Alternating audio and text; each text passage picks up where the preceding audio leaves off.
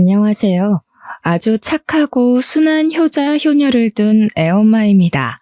지금 이 자리에서 저는 단순히 내 새끼들 자랑이나 하고자 온 것이 아니고 예비 시모 입장으로서 글을 쓰게 되었다는 점 미리 알려드립니다. 사실 가족이라고 다 잘 살고 화목한 건 아니지 않습니까? 부부가 화합이 잘 되어도 자식 낳고 망하는 가족들도 있고, 자식들이 천사 같은데 오히려 부모들이 못나서 인생 나락으로 가기도 하잖아요. 그렇게 어쩔 수 없는 불행 때문에 가족이란 울타리가 매 순간 지옥인 사람들과 달리 저희 집안은 늘 화목하고 정이 가득한 곳이었습니다. 적어도 예비 며느리를 만나기 전까지는요. 자녀들이 내 마음 같지 않게 엉뚱한 길로 셀 수도 있다고 보는데, 그건 온전히 자녀들이 겪기도 해봐야 할 가시밭길이라고 생각을 해요. 하지만 그 가시밭길 때문에 다른 가족원들에게 피해가 간다면 그건 잘못된 길이라고 판단하고 싶습니다. 제겐 겨우 얻은 예비 며느리가 있는데요. 남의 집 귀한 딸 데려와 함부로 할 생각은 추호도 없던 저는 예비 며느리 소식을 들었을 때 그저 기쁘기만 했습니다. 그런데 그게 제 인생 최대의 고민이 될 줄은 몰랐네요. 전 나름 죄 안 짓고 성실하게 살아왔다고 생각했는데 왜 제게 며느리 복은 주어지지 않은 건지 지나고 보니까 좀 속상하더라고요. 집에 새 식구 하나 들어올 뻔했다는 것만으로도 그저 효자이기만 하던 제 아들이 그렇게나 악의적으로 변할 수 있다는 건 제가 정말 지금 생각해도 아직 가슴 떨리고 무서운 일이에요. 저는 섬에 사는 사람인데요. 남편과 거제에서 살다가 사랑스러운 우리 연년생 자식들을 낳고 섬에 들어가게 되었습니다. 사실상 직장을 옮긴 남편을 따라 섬으로 들어가게 된 거였죠. 남편이 어장 일을 했기 때문에 거제에서 이를 친구 소개로 욕지도라는 섬을 알게 되어 직장을 옮기게 된 거였습니다. 욕지도에는 학교가 중학교까지밖에 없어요. 그래서 저는 중학생 때까지 욕지에서 키우다가 고등학교 때부턴 객지로 보내 애들을 자취시켰습니다. 섬에서 좋은 것만 먹고 좋은 것만 보고 살았는지 우리 애들은 군말 없이 효자 효녀로 잘 자라주었어요. 사교육이 어려운 욕지라는 지역에서 겨우 교회에 아는 지인 딸에게 과외비를 주고 수학을 배우게 한 것 말고는 따로 공부를 시킨 것도 없는데 고맙게도 애들이 알아서 성적 관리까지 잘 하더라고요. 욕지 학교 안에서 1, 2등을 하는 성적이었지만 사실 객지 친구들과 직접 겨뤄보지 않은 성적이기에 저랑 남편은 애들 공부 실력에 관해 큰 기대는 안 했어요. 그런데 이 기특한 애들이 고등학교를 가도 전교 5등 안에서 노는 겁니다. 그때도 신기하기만 했는데 고3이 되고 수시 입시를 지원할 때 딸 담임 선생님한테 전화가 오고 다음 해에 아들 담임 선생님한테 전화 왔을 때 알았어요. 우리 애들이 정말 잘하는 애들이구나 하고요. 저희 집의 경우 특이하게도 딸이 의대의 길을 가니 아들도 누나를 따라 의대를 가게 된 경우거든요. 저랑 남편은 우리 자식들이 둘 다 의사의 꿈을 가졌었다는 걸 지금 생각해도 놀라운 점이라고 보고 있어요. 그렇다고 저랑 남편이 강요한 건 절대 없었습니다. 둘이서 알아서 착실하게 자기 살 길을 이룬 애들이 얼마나 자랑스러운지 몰라요. 애들 덕분에 졸지에 우리는 섬에서 자식 농사 잘한 집안으로 소문이 나기도 했었답니다. 동네 사람들이 우리더러 애들이 알아서 잘 커주니 참 걱정 없겠다며 많이 부러워했는데요. 사실 자식 둔 부모들은 다 알 거라고 생각해요. 내 자식 내가 눈 감기 전까지 걱정하고 마음 졸이는 게 부모 마음이지 않겠습니까? 그러니 무려 의사 자식을 둔 제게도 자식을 향한 고민은 끊임없이 있다는 겁니다. 저희 애들이 남부럽지 않을 만큼 참 잘 커주었는데 제 마음속 딱 하나 걸리는 문제가 있었어요. 애들 둘 다 나이가 30대 중반이에요. 그런데 아무도 결혼을 안 했고 할 생각도 없어 보인다는 게 저의 유일한 걱정이었습니다. 저랑 남편은 애들이 가족 꾸려서 오순도순 살길 바라거든요. 더 이상 우리 뒷바라지는 안 해줘도 되니까 이제 그만 자식들만의 가정을 이뤄서 행복한 미래를 꿈꾸는 모습을 보고 싶은 게 작은 소망이었습니다. 그런데 어떻게 된 게 둘은 똑같이 의사를 하더니 결혼에 관심이 없는 것마저 똑같을 수가 있는지 모르겠어요. 한 녀석이라도 가정을 만든다면 마음이 좀 놓이겠건만 애들은 영 직장일 말고는 관심이 없대요. 제가 한 번씩 애들한테 결혼 얘기를 슬쩍 언급하면 둘 다 하하 웃기만 할 뿐 전혀 이성을 만날 생각이 없어 보였습니다. 제 딸은 산부인과 의사이고 아들은 소아과 의사입니다. 그 말은 즉 가정 이룬 사람들을 빈번하게 만난다는 뜻이기도 하죠. 그렇게 예쁜 아기들을 보고 사이좋은 가족들을 보면서도 애들은 돌부처 마냥 그저 남의 일이라고만 생각하더라고요. 전혀 부럽지가 않대요. 남편은 애들 알아서 자라니까 그냥 자기 인생 알아서 살게 내버려두라고 하길래 입은 다물고 있었어요. 그렇다고 해서 아예 마음이 놓이지는 않았죠. 그렇게 나이 1살, 2살 먹어가던 중이었어요. 차츰 애들 결혼에 대한 기대를 체념하고 지냈는데 얼마 뒤 제게 깜짝 놀랄 만한 소식이 들어와요. 바로 우리 아들이 결혼하고 싶은 여자가 있다고 고백을 한 것이었어요. 우리 애들이 워낙 효심이 깊어서 주말에 바쁜 시간을 쪼개 매번 섬에 들리는데 한날 저녁 식사를 하면서 예비 며느리가 있다고 말을 해줬습니다. 정말이니? 아이고, 어떤 사람이니? 우리 아들이 선택한 사람이라면 정말 착하긴 하겠구나. 너 아직 레지던트인가 그거라면서 한창 바쁠 텐데 어떻게 인연이 다 되었을까? 같은 일 하는 사람이니? 예비 며느리 소리를 듣는데 얼마나 기대가 되던지 저는 설레는 마음으로 아들에게 이런저런 질문을 했습니다. 아들은 어떤 대답도 못하고 그저 표정만 어둡게 하고 있었는데요. 이상하게도 분위기가 뭔가 말해주길 망설이는 눈치였어요. 아들이 입술을 뗄 때까지 제 속이 얼마나 타들어갔는지 모릅니다.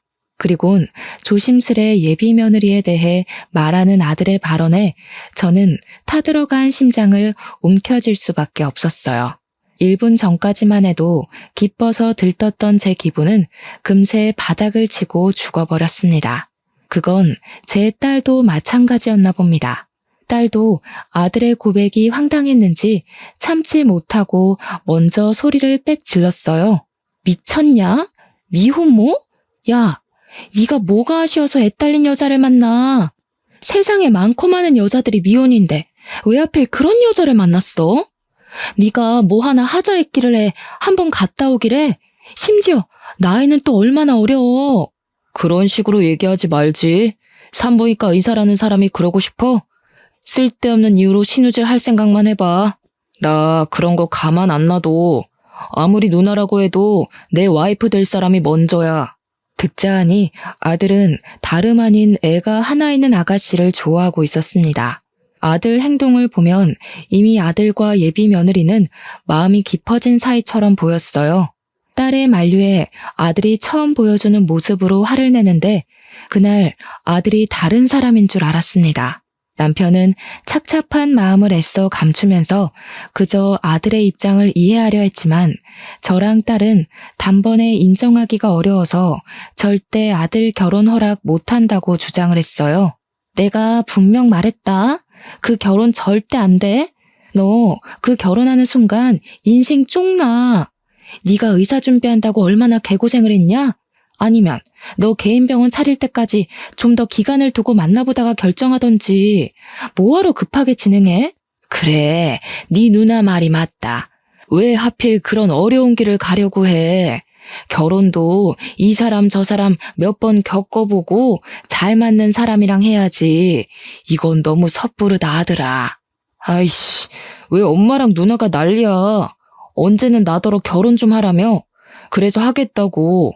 근데 왜 갑자기 결혼한다니까 또 난리야? 내 결혼이야. 똑똑히 말하는데 이 결혼 막으면 나 다신 이 집 안 들어와. 다들 나랑 평생 연 끊고 싶으면 알아서들 해. 아들은 우리가 예비 며느리 얘기를 들으면 당연히 반대할 거란 걸 이미 알고 있는 눈치였습니다. 그러니까 처음부터 더 완강하게 자기 의견을 피력하며 우리가 찍소리도 못할 정도로 무섭게 몰아붙였겠죠. 아들의 횡포는 날이 갈수록 더해졌어요.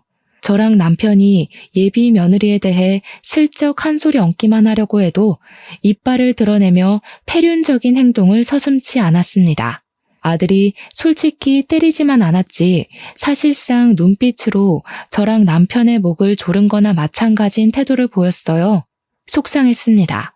내 아들에게 저런 면모가 있는 줄도 몰랐고 도대체 예비 며느리가 어떤 아가씨길래 우리 아들이 저렇게까지 푹 빠졌나 한편으론 궁금하기도 했어요.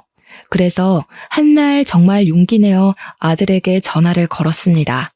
아들이 제 전화를 무시하지 않은 것만으로도 당시에는 감사해야 될 지경까지 간 상태였습니다. 그럼에도 아들의 전화 받은 목소리에는 저항기가 많이 있더군요. 저는 최대한 아들 심기를 안 건드리면서 예비 며느리가 어떤 사람인지 좀 들려달라고 했습니다. 제가 결혼을 허락하겠다고 하니까 그제야 아들이 술술 얘기해 주더라고요. 알고 보니 예비 며느리는 우리 아들과 같이 육지에서 자란 친구였고 중학교 동창이라고 합니다. 지난번 섬에 들어왔다가 아들이랑 예비 며느리가 우연히 마주쳤는데 그날 인연으로 반가워서 연락처를 주고받았고 섬 밖에서 몇 번 만났다가 사이가 깊어졌다고 했어요. 그랬구나. 엄마는 아들 동창이라고 해도 워낙 까마득해서 어떤 친구였는지 기억은 잘 안 나네. 뭐 네가 어련히 잘 봤겠지. 그래도 정말 각오 많이 해야 될 거야. 남애 키우는 게 쉬운 일이 아니잖니. 엄마, 나 소아과 의사야. 내가 그런 것도 생각 못 해봤겠어? 내가 남의 애를 다뤄도 수백 명을 다뤄. 애가 아직 어려서 내 자식처럼 키울 수 있을 것 같아. 그러니까 엄마도 응원 좀 해줬으면 좋겠어. 아들의 완고한 고집에 결국 저랑 남편은 아들의 앞날을 응원하기로 결정했습니다. 자식 이기는 부모 없다는 말은 괜한 말이 아니더라고요. 자식을 정말로 많이 사랑한다면 끝내 자식에게 백기를 들 수밖에 없도록 만들어진 게 부모의 존재이지 않습니까? 우리가 결혼을 허락하는 덕에 아들은 성질을 많이 죽였어요. 처음만큼은 아니지만 저희에게 예비 며느리를 소개해 주려고까지 했습니다. 꽤 경계를 푼 것이겠죠. 아들이 제대로 날짜를 잡아서 예비 며느리를 섬집으로 데려오기로 했어요. 그러면서 저한테 부탁하는 것이 하나 있었는데 좀 당황스럽더라고요. 그래도 엄연히 결혼 인사니까 저는 딸까지 있는 주말에 하면 좋겠다고 생각했는데 아들이 딸한테는 알리지 말라고 부탁을 하더라고요. 왜 그러냐고 물어봤더니 아들의 대답은 제게 생각지도 못한 충격을 안겨주었습니다. 옛날에 학교 다닐 때 누나가 혜영이 좀 괴롭히고 그랬대. 혜영이가 우리 누나 무섭다고 최대한 안 보고 싶다네. 그 얘기 듣는데 진짜 내가 다 쪽팔려서. 그래도 내가 한때 누나 존경했었거든? 이젠 누나란 사람이 제일 최악이야. 늘 목표를 이루고 사는 누나가 멋있다며 누나의 발자취를 따르던 게 우리 아들 마음이었습니다. 그랬던 아들이 예비 며느리란 존재가 나타나면서 낯선 사람이 되어가는 게 보였어요. 어쨌든 저도 학창시절 딸의 행적은 몰랐던 사실이었습니다. 우리 딸이 학교 생활을 착실히 하고 있다고만 생각했거든요. 그런데 제가 모르는 사이 그런 엄청난 일을 저질렀을 줄은 상상도 못했어요. 얼굴 못 본 예비 며느리에게 미안했고 딸에게 상황 설명이라도 듣고 싶었습니다. 하지만 당장은 결혼 인사가 먼저라고 생각해서 일단 아들 부탁대로 딸에겐 예비 며느리 만난다는 사실을 비밀로 했어요. 그리고 며칠 뒤 아들이 연차를 내고 평일 시간에 맞춰서 예비 며느리를 데려왔습니다. 예비 며느리의 첫인상은 참 얌전하고 조용해 보였어요. 참한 것이 아니라 뭐랄까 나쁘게 말하면 좀 사람이 음침해 보인달까? 나름 어른 집에 온다고 신경 써서 머리를 묶었는데도 잔머리를 정리 안 해서 그런지 지저분해 보였고, 피부가 하얀 편인데 다크서클이 있어서 어딘가 우울하고 기운 빠져 보이는 상이었어요. 인상이라도 좋으면 어떻게든 예비 며느리를 고운 눈으로 봐주려고 했는데, 들어와서도 저랑 남편의 눈을 똑바로 못 쳐다보고 죄인처럼 바닥만 보고 있는 예비 며느리가 예뻐 보이진 않았습니다. 게다가 아들이랑 둘이 같이 들어오는데 아들 품에 예비 며느리 애로 보이는 아기가 안겨 있더라고요. 남의 자식을 안고 있는 아들의 모습을 상상은 했었지만 막상 직접 보니 또 한 번 심장이 철렁하는 거 아니겠습니까? 예비 며느리가 어떤 사람인지를 떠나서 고생길이 뻔히 보이는 저런 여자의 짝을 우리 아들이 자처해서 따라붙었잖아요. 엄마로서 제 아들이 남의 자식 때문에 고생할 생각을 하니까 도무지 마음이 안 좋더라고요. 고개를 왜 그렇게 숙이고 있나. 이렇게 힘든 결혼 마음 먹었으면 더 떳떳하고 당당하게 스스로를 어필해야지요. 그래야 우리가 아가씨 힘든 사정 어떻게든 이해해보고 어울리지 않겠어요? 그래서 아가씨는 부모님 있어요? 삼촌이 하나 있는데 요양병원에 계셔. 너무 몰아붙이지 마. 혜영이가 이렇게 기죽을 수밖에 없는 건 어쩔 수 없는 사회적 낙인 같은 거야. 그냥 내가 옆에서 혜영이 자존감 일으킬 수 있게 도와주면 돼. 제가 보기엔 예비 며느리한테서 여자로서의 매력도 전혀 없는 것 같은데 대체 우리 아들이 뭘 보고 끔뻑 넘어갔는지 모르겠더군요. 예비 며느리는 제가 묻는 말에 대답도 안 하고 움찔거리기만 하더니 답이란 답은 우리 아들이 대신해서 예비 며느리를 대변해주고 있는데 그 꼴이 아주 황당했습니다. 남편은 이미 예비 며느리에 대한 기대를 놓은 것 같았어요. 제가 남편한테 뭐 묻고 싶은 거 있냐고 눈짓을 주면 남편은 고개만 젓더군요. 예비 며느리에게 궁금한 것도 없고 해줄 말도 없을 만큼 단념한 것이겠죠. 남편 마음이 읽히고 나니 저 또한 속상한 감정을 참지 못하겠는 겁니다. 게다가 직접 제 눈으로 예비 며느리의 꼴이 생각보다 더 말이 아니라는 걸 확인하고 나니까 우리 아들을 한 번만 더 붙잡고 싶었어요. 우리 아들이 의사인 건 알죠? 둘이 서로 좋아서 결혼까지 마음먹었다는 건 알겠는데 솔직히 내 아들이 손해보는 장사는 맞잖아요. 적어도 경제력까지 우리 아들한테 기대려는 거면 내가 좀 힘들 것 같아서요. 아가씨는 우리 아들한테 뭘 해줄 수 있어요? 집을 우리 쪽에서 해줄 테니 혼수를 그쪽에서 해결할래요? 그래선 안 됐었는데 저는 일부러 예비 며느리가 제 말을 듣고 도망치길 바래서 좀 쓴소리를 해버렸습니다. 저라고 아이 혼자 키우는 미혼모에게 이런 상처되는 말 하고 싶었겠습니까? 예비 며느리도 돌아가신 사돈들의 귀한 자식일 텐데 저도 남의 자식한테 가슴 아픈 소리 하고 싶지 않았어요. 그래도 팔은 안으로 굽는다고 제 아들만 생각을 해야 했고 제 아들이 무엇보다 평범하게 살길 바랬을 뿐입니다. 그냥 남들처럼 같이 시작하고 같이 꾸려나가고 같이 아이를 만들어서 사는 그런 가정을 살길 원했다고요. 이렇게 소박한 삶이 이토록 어려운 소망인지 꿈에도 몰랐네요. 예비 며느리는 제 말을 듣고도 아무 말 없이 고개만 푹 숙이고 있었습니다. 방금 발언들은 제가 아들의 동의 없이 저지른 일이라서 아들의 성화가 뒤따를 거란 각오는 했어요. 그런데 그게 천륜 얘기가 오갈 정도로 심각한 사항을 불러일으킬지는 차마 예측을 못했습니다. 내가 이 집에 퍼다 부어준 돈이 얼만데 엄마가 뭔데 내 사람한테 그딴 식으로 짓거려? 앞으로 나 보고 살 생각하지 마. 나 이제 이 집 자식 아니야. 두 분은 똑똑히 기억하세요.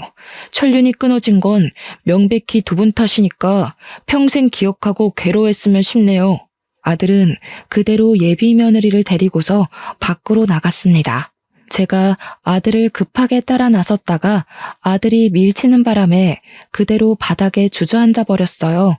남편은 저를 쫓아와 부축하면서 이제 그만 아들 인생은 신경 쓰지 말자고, 아들이 저리 매몰차게 얘기를 했어도 말뿐일 거라며 저를 위로했습니다. 그러면서도 남편 또한 아들의 돌변한 모습에 한숨만 쉬더군요. 저는 닭똥 같은 눈물을 흘리면서 남편 품에 안겨 서름을 토로했어요. 순하기만 한 아들이 저렇게 변한 게 서럽고 어디서부터 왜 이렇게 어긋나는지를 도통 몰라서 답답함에 눈물만 나왔어요. 한 번도 말썽 피운 적 없는 아들이었는데 아들 모습이 적응되지 않아 하루하루가 괴로웠습니다. 저는 끝내 이 사실을 딸한테 알리기로 했어요. 한동안은 아들 생각에 끙끙 앓느라 딸 생각은 전혀 못하고 있었는데 딸한테서 안부 문자가 오는 덕에 딸에게 하소연하기로 마음을 먹었던 겁니다. 딸한테 전화를 했더니 딸이 바로 저의 울적한 목소리를 알아채더군요. 그래서 그간 있었던 사정을 모조리 말해주었는데 딸이 예비 며느리를 상대로 쌍욕을 하면서 어이없어 하더라고요. 그리곤 곧 제게 자기 학창시절 때 있었던 예비 며느리의 실체를 말해주었는데요. 와, 진짜로 걔가 걔래? 완전 어이없다. 걔 도벽 있었어. 학교에서 얼마나 유명했는데. 내가 엄마한테 한 번 말한 적 있을 텐데.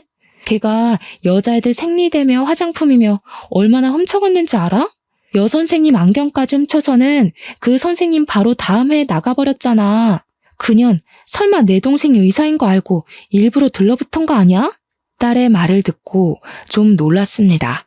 분명 예비 며느리가 우리 딸한테 괴롭힘을 당했다고만 들었는데 딸의 얘기를 들어보니 예비 며느리는 스스로 왕따를 자처했던 거였어요. 그걸로 모자라 오히려 자기의 왕따 처지를 잘도 이용했는데 일부러 교실에 혼자 있는 시간 많이 만들고는 혼자 남았을 때 절도를 여러 번 저지른 것 같았습니다. 심지어 제 딸 물건까지 훔쳤다가 딸이 예비 며느리 머리채를 뜯고 싸운 적 있었다네요. 그 사건은 제가 기억이 나더라고요. 제가 그 일로 딸 때문에 학교 가서 선생님을 만난 적이 있거든요. 당시 그 학생은 우리 딸 머리핀을 들고서 자기 거라고 뻔뻔하게 우기고 있는 상태였습니다. 제가 그냥 그 학생한테 새 머리핀을 살 수 있는 용돈을 주면서 상황이 무마되었던 걸로 기억해요. 그런데 그때 그 억측스러운 학생이 제 예비 며느리라는 게 너무 충격이었어요. 물론 도벽이란 거 과거일 뿐이고 철없는 시절 저질렀던 실수였을 수도 있죠. 하지만 그건 남의 일일 때나 너그럽게 이해해 줄 수 있는 거고요. 제 아들 배우자로 과거 도벽 이력이 있는 여자가 들어선다는 게 또 용납할 수가 없는 겁니다. 그래서 이 사실을 아들한테 알려주려고 잘할 줄 모르는 문자까지 이웃집 자식한테 배워서 장문의 글을 전송했습니다. 그랬더니 바로 아들에게서 쌍욕 문자가 날라오더군요. 자기는 이제 엄마 없다면서 연락하지 말라길래 저는 철렁 내려앉는 심장을 부여잡고 주저앉았습니다. 언젠가는 으스러질 길로 향하는 아들을 이대로 내버려 둬야 하는 건지 어쩔 도리가 없어서 난생 처음으로 인생의 막막함을 느꼈어요.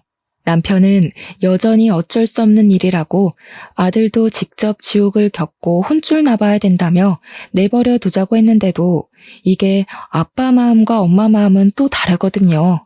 남편은 자기 자식을 강하고 따끔하게 혼내서 올바른 길로 인도하고 싶겠지만 엄마인 저는 내 자식이 최대한 나쁜 길은 피해가도록 알려주고 싶은 마음이 컸어요. 그렇게 며칠간 소가리를 한 끝에 저는 결국 남편에게 한 가지 부탁을 했습니다. 바로 아들 있는 객지로 좀 나갔다 오자는 마지막 몸부림이었죠. 남편도 아들 내버려 두라면서 신경 안 쓰는 척해도 속은 그게 아닌가 보더라고요. 아들 인생이 나락으로 가고 있는 게 뻔히 보이니까 마음에 걸렸는지 제 제안을 흔쾌히 수긍했습니다. 저는 아들이 아닌 딸한테 물어 아들 자취방 주소를 얻었어요. 당시 아들이 제 연락을 일절 무시했거든요. 딸은 처음엔 저희가 아들 집에 찾아가는 걸 말렸습니다. 아들이 지금 눈깔 돌아서 부모도 모른다고 이대로 갑자기 찾아가면 무슨 폐륜을 저지를지 모른다는 얘기였어요. 하지만 저는 그 정도는 감당할 수 있다는 생각으로 아들 집을 찾아간 겁니다. 이대로 일이 잘못되면 영영 우리 아들을 보고 살 수 없을지도 모를 것이고 결국 돌아올 수 없는 강을 건넌 아들의 밑바닥까지 확인하는 꼴만 되겠죠. 최악의 최악까지 예측을 했고 마음을 계속 다스렸습니다. 아들이 저희를 영원히 안 보고 살지언정 저는 아들에게 마지막 경고를 때려야 될 것 같았어요. 딸도 할 일 마치고 아들 집으로 바로 출발하겠다고 하더라고요. 저는 이번에 진짜 마지막으로 아들을 붙잡아보고 정말 안 되면 아들을 놓아주기로 결단 내리며 아들이 지내고 있는 부산 집을 찾아갔습니다. 문전박대 당할 각오를 하고 초인종을 눌렀더니 안에서 갑자기 쿵쾅대며 난리가 났더라고요. 한참이나 별다른 기척 없다가 뒤늦게 문이 확 열렸는데 우리 아들 집에서 나온 사람은 아들이 아닌 예비 며느리였습니다. 예비 며느리도 문 열기 전 인터폰으로 저를 확인 안 하고 문을 연 건지 깜짝 놀라더라고요. 놀란 건 저도 마찬가지였어요. 당연히 제 아들이 내다볼 줄 알았거든요. 어머님이 여긴 어쩐 일이세요? 오시는 거면 연락을 하셨어야죠. 오빠한테 연락하고 오신 거예요? 아닌데. 오늘 아침까지도 오빠한테서 별말 없었는데. 아들이 연락을 안 받으니 할 말이 있어도 할 수가 있어야죠. 그런데 아침이라니? 설마 둘이서 동거하는 건 아니죠? 예비 며느리는 그저 제 질문보다는 다른 곳에 신경을 두고 있는 듯 했습니다. 제 질문에 옳게 대답 못하고 동문서답하는 걸 보니 어딘가 모르게 뒤 구린 징조가 느껴졌어요. 게다가 며느리의 편한 옷차림을 보니까 동거를 하고 있는 사실이 맞는 것 같더라고요. 저는 예비 며느리에게 더 묻지 않고 그냥 눈으로 보는 게 나을 것 같아서 제 앞을 막아서고 있는 예비 며느리를 밀어내고 안으로 들어갔습니다. 그리고 저는 거실에서 걸음을 세울 수밖에 없었죠. 예비 며느리가 왜 그렇게 정신 딴 데 팔린 사람처럼 행동했는지 그 이유가 눈앞에 서 있었기 때문이었어요. 들어갔더니 있어야 될 우리 아들은 없고 웬 백팩을 맨 아저씨가 하나 서 있더라고요. 저랑 남편이 예비 며느리한테 누구냐고 의심의 눈초리로 물었더니 예비 며느리가 당황하면서 삼촌이라고 하는 겁니다. 삼촌은 요양병원에 계신다고 하지 않았니? 왜 주인도 없는 집에 객식구가 들어와서 주인 행세를 하고 있는 건지 모르겠네. 아들도 아는 사실이야? 그럼요. 제가 오빠 허락도 안 받고 아무나 드렸을까 봐요. 그리고 저희 삼촌 크게 몸 안 좋은 거 아니라서 외출도 가능해요. 삼촌, 이제 그만 가봐. 나는 어머님 아버님 모셔야 돼서. 예비 며느리는 성급하게 그 아저씨를 쫓아내려고 했습니다. 저희가 예비 며느리의 적극적인 태도를 그날 처음 봤거든요. 당연히 말도 잘 못하고 사회성도 부족해 보였는데 그날 다시 만난 예비 며느리를 보니 과거에 제 딸과 머리채를 뜯고 싸웠다는 학생과 겹쳐 보이더라고요. 그 아저씨는 우리에게 슬쩍 인사만 하고 후다닥 신발장으로 뛰어갔어요. 그때 아저씨가 가방 지퍼를 덜 잠갔는지 가방 안에서 뭔가가 떨어졌는데요. 아무리 눈 씻고 봐도 우리 아들 시계랑 똑같은 거 아니겠어요? 저 시계는 아들이 의사 면허 땄을 때 제 남편이 고생했다고 사줬던 명품 시계였습니다. 우리 아들 거랑 똑같은 게 맞나 확인하려고 그걸 주우려 했는데 그 순간 아저씨가 냅다 주어서는 집 밖으로 뛰쳐나갔어요. 그 사이에서 예비 며느리는 어쩔 줄 모르고 서 있더군요. 도대체 이게 뭔가 싶은 순간 지난번 딸이 말해줬던 예비 며느리의 도벽증 얘기가 떠올랐습니다. 아가씨, 설마 내 아들 물건 훔쳤어요? 저 사람 삼촌 되시는 분 아니죠? 저렇게 팔팔한 아저씨를 어느 요양병원에서 받아준답니까? 저 사람 누구예요? 설마 같이 내 아들 집 털어먹으려고 부른 사람이에요? 무슨 그런 소리를 하세요. 제가 아무리 마음에 안 드신다고 해도 그런 말은 실례죠. 제가 여기서 오빠랑 동거하고 있는 게 마음에 또 걸리시나 본데 전 그냥 오빠가 들어와서 살라고 해서 들어온 것 뿐이라고요. 탓하려면 어머님 아들을 탓하세요. 세상에나 기가 막혀서 말도 이렇게나 잘하는데 그날 인사 와서는 왜 그렇게 지질이 궁상을 떨었는지 모르겠네. 잘 생각해요, 아가씨. 내가 마지막으로 베푸는 자비야. 여기서 똑바로 고백하는 게 좋을걸? 개망신 꼴 겪고 나서 입 털고 싶은 게 아니라면. 어머님, 진짜 너무하세요. 돈 없고 애 덜렁 있으면 이렇게 무시해도 되는 거예요? 저 이래봬도 열심히 살았어요. 그런데 사람들이 다 어머님처럼 저를 색안경 끼고 보는데 어쩌라고요. 저처럼 미혼모들은 새로운 사람 만나서 미래도 꿈꾸면 안 되는 거예요? 어머님도 어쩔 수 없는 악독 시어머니신 거냐고요. 목청 한번 크다. 나는 또 네가 말도 못하는 벙어리인 줄 알고 얼마나 속에 불이 났었는지 아니? 지금 보니까 얘가 미혼모를 아주 권리처럼 이용하네? 옛날에도 왕따 자처해서 도벽을 습관처럼 일삼았다고 들었는데 그 버릇을 이렇게 응용시켰니? 미혼모면 너처럼 시엠이 될 사람 앞에서 목소리 높이고 눈깔 부릅떠도 된다는 거냐? 어디서 쌍심지를 켜고 어른을 똑바로 노려봐. 저도 모르게 예비 며느리의 상실된 인간성을 보곤 계속 쌓여있던 스트레스가 폭발해버렸는데요. 남편이 급하게 저를 자중시켜줬지만 예비 며느리는 이때다 싶었는지 울기 시작하더라고요. 그것에 남편은 당황했고 저는 어처구니가 없어서 고개를 돌려버렸습니다. 그리곤 바로 집안을 샅샅이 뒤졌어요. 아무래도 아까 뛰쳐나갔던 아저씨 백팩이 수상했거든요. 우리 아들이랑 똑같은 시계가 나온 걸론 확신 갖기가 일러서 제 눈으로 다른 증거를 확인하려 했습니다. 그러자 예비 며느리가 언제 울었냐는 듯 바로 저를 뒤쫓아오더라고요.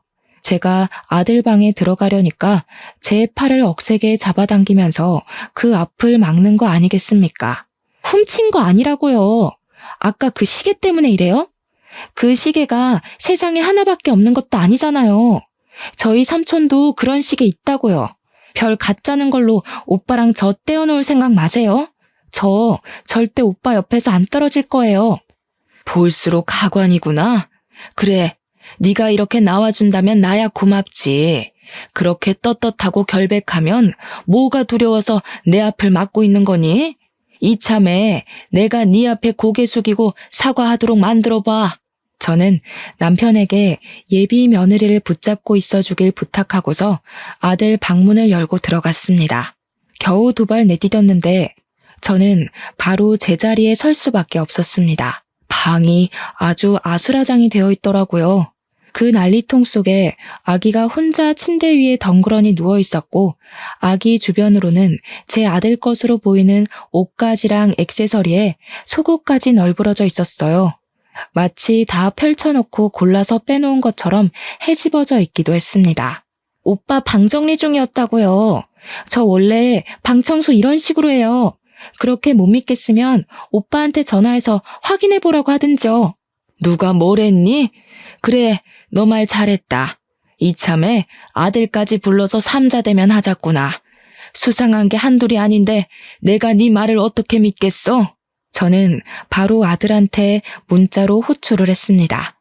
평소 제 문자도 씹던 아들은 그 연락만큼은 무시를 못하겠는지 급하게 반차를 내고 집에 도착했어요. 아들이 엉망으로 되어 있는 집안 꼬락서니를 보고는 제가 예비 며느리한테 해코지라도 한 줄 알더라고요. 아들을 불러낸 건 저였는데 정작 아들은 저한테 화나서 소리를 냅다 질렀습니다. 누가 당신 아들이야? 내가 더 이상 당신 아들 아니라고 했지? 혜영이 없으면 내 인생도 없는 거라고. 대체 몇 번을 말해줘야 알아쳐먹을 거야? 이 집 당신들이 해준 거라서 생식이라도 내고 싶었어? 어차피 명의가 내 거라서 내 집이라고 우기면 그만이야. 당장 내 집에서 나가. 아들이 미친 사람처럼 저한테 달려들어 목청을 높였는데 눈가에 불끈 힘이 들어간 아들의 눈빛에 저는 그만 겁을 먹고 말았습니다. 심장이 강하게 조여오면서 숨을 쉬는 게 어려워졌죠. 그러자 남편이 나섰는데 남편은 생전 자식들한테 손찌검은 안 하는 사람이거든요. 그런데 그날 처음으로 아들 뺨을 날렸어요. 한 대로 부족해 2대까지 날린 후 마지막엔 아들의 가슴팍을 강하게 밀쳐 중심을 넘겨뜨렸습니다. 이 머저리 같은 놈, 내가 너를 이따위로밖에 못 키운 게 죄지. 어디다 대고 엄마한테 큰 소리야? 그렇게 여자가 좋으면 이 집 갖고 영영 사라져버려. 내가 너 당장 호적에서 파버릴 거야. 이 불효 새끼 같으니라고. 아들도 평생 부모한테 맞은 적이 없었다 보니 자기 아빠한테 맞은 게 나름 충격이었나 봅니다. 그리고 제 남편은 웬만해서 애들 삶에 크게 간섭질하는 부모가 아니었거든요. 어떻게든 애들 선택을 존중해 주려고 한없이 이해를 하는 사람이란 말이죠. 그런 아빠가 자기에게 손을 올렸으니 아들 되는 입장에서 얼마나 놀랐겠습니까? 저도 놀랐는걸요. 근데 우리가 아들 눈이 돌아도 단단히 돌아 있었던 걸 몰랐어요. 남편의 손찌검이 아들의 반항기를 더 끌어올린 셈만 돼버렸습니다. 벌떡 일어난 아들이 남편에게 무섭게 돌진해서 남편의 멱살을 잡았는데요. 한 대 칠 기세로 주먹까지 올리길래 제가 급하게 아들 팔을 붙잡으며 말렸습니다. 당연히 남자 2사람을 제 힘으로 감당하기가 벅차잖아요. 그래서 급한 불부터 끄기 위해 예비 며느리에게 도움을 청했거든요. 그런데 그때 제가 못 볼 꼴을 보고 말았지 뭡니까. 제가 예비 며느리에게 당장 와서 말리라고 소리치던 그 순간 예비 며느리의 표정이 너무 소름이었습니다. 그녀 얼굴에서 이미 내 아들은 자기한테 눈이 멀었으니 부모님 같은 거 안중에 없다는 확신을 담고 있는 모습이었어요. 아주 뻔뻔하게 저를 보고 비소를 슬쩍 올리는데 순간 제 손에서 힘이 빠져버렸습니다. 살면서 등골에 소름이 쫙 돋는 경험을 그날 처음 했어요. 예비 며느리가 정말 사람처럼 안 보였죠. 그리곤 그 두려운 마음이 곧 아들에 대한 원망으로 바뀌게 되더라고요. 이렇게 변해버린 아들이 너무 미워서 저는 결국 아들을 두들겨 패기 시작했고 더 이상 너희들 사이에서 손 뗄 테니까 제발 저리 나가 떨어지라고 고래고래 소리를 질렀습니다. 그러자 제 말에 불씨가 확 죽은 아들이 순순히 물러났어요. 그리곤 꼴도 보기 싫으니 바로 나가라고 하더군요. 결국 제가 예상했던 최악에 최악을 더한 일이 발생해버린 셈이었어요. 아들은 저희더러 자길 호적에서 빼든 말든 알아서 하고 다시는 콧배기도 비추지 말라고 했죠.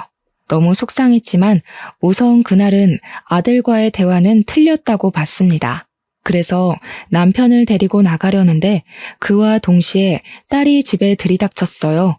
워낙 정신없던 터라 딸이 온다는 사실을 잊고 있었던 겁니다. 딸이 들어오자마자 더 놀란 건 딸 뒤로 경찰이 우르르 들어왔다는 거예요.